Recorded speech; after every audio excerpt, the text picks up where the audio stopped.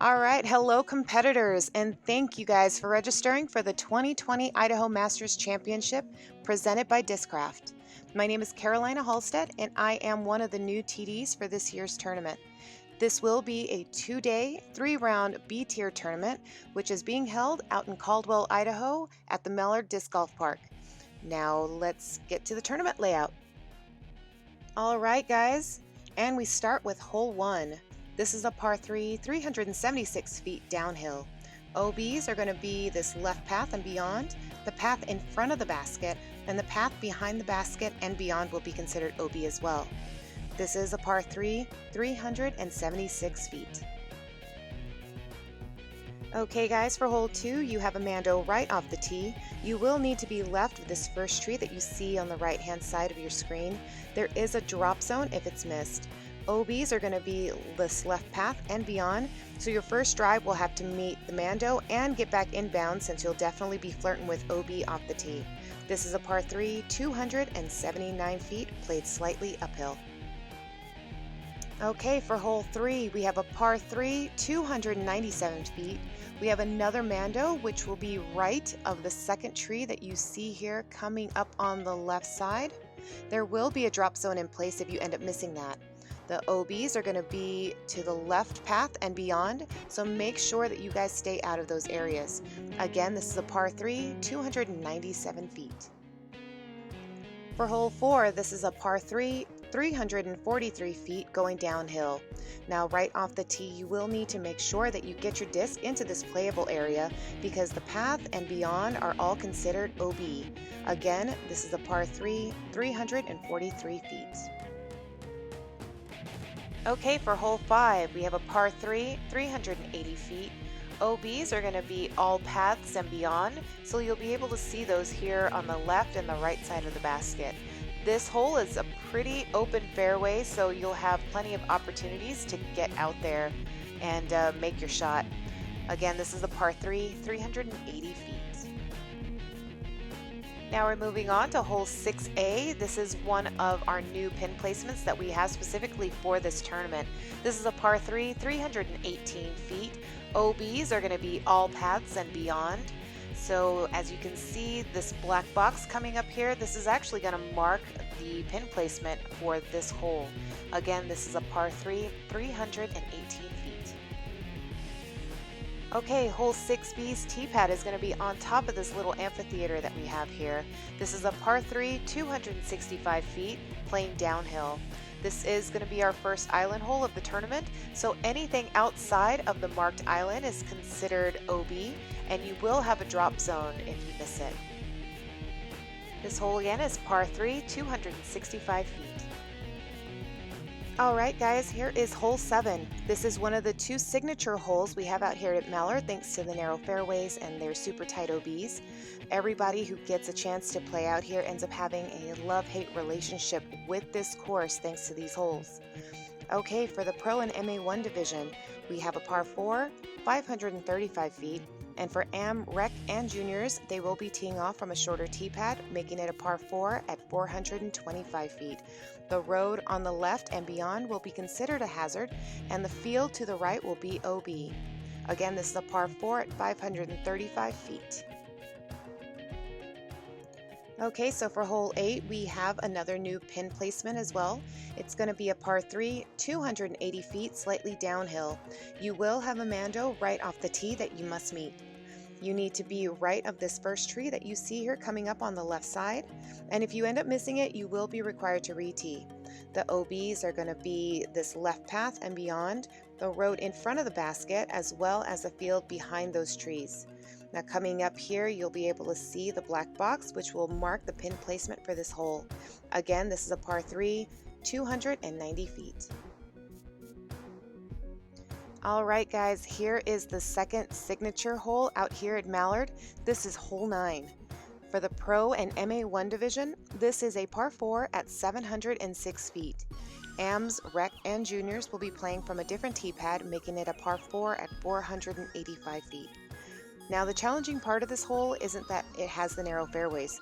It's also playing uphill, which makes that 706 feet feel like you are playing 1,000. This is definitely one of the two holes that can make or break your scores out here. All right, so for the road to the right and beyond, those will be considered hazard, and the field to the right will be OB. The left path and beyond will also be considered OB. Here is hole 9 at 706 feet. Okay, so now we start onto the second half of our course. Hole 10 is a par 3 at 367 feet, playing slightly downhill.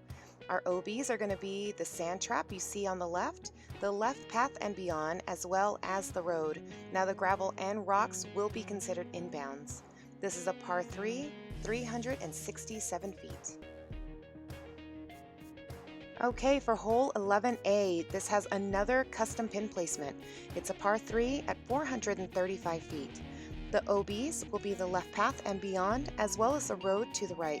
Now the rocks and the gravel will be considered inbounds, but due to that major roadway, we're going to ask that you guys take a relief back to the fairway for safety reasons. Now you will see a black box between the two trees right there, which will mark the new pin placement for this hole. Again, this is a par 3 at 435 feet. Okay, for hole 11B, this is the shortest hole on the course.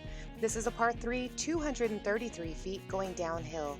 The OB will be the road, but the gravel and the rocks will be considered inbounds, and we will ask that you come back into the fairway for your relief. Again, this is a par 3, 233 feet. All right, here is hole 12. This is going to be the second island hole on the course. It's going to be a par 3 at 265 feet. OB is going to be anything outside of that island, and if you happen to miss it, you will be required to go from the drop zone. Again, this is a par 3 at 265 feet. Okay, so for hole 13, it's a par 3 at 360 feet going uphill. The path and the grassy area to the left will be considered OB. The uphill definitely makes this hole feel a lot longer, so keep that in mind. This is a par 3 at 360 feet. For hole 14, this is a par 3 at 370 feet, playing slightly downhill. Now you will have a Mando, which will be left of this first tree on the right, and if you miss it, you will have to go to the drop zone. You can see this little black box again, which will be marking the new pin placement for this hole. Again, this is a par 3 at 370 feet.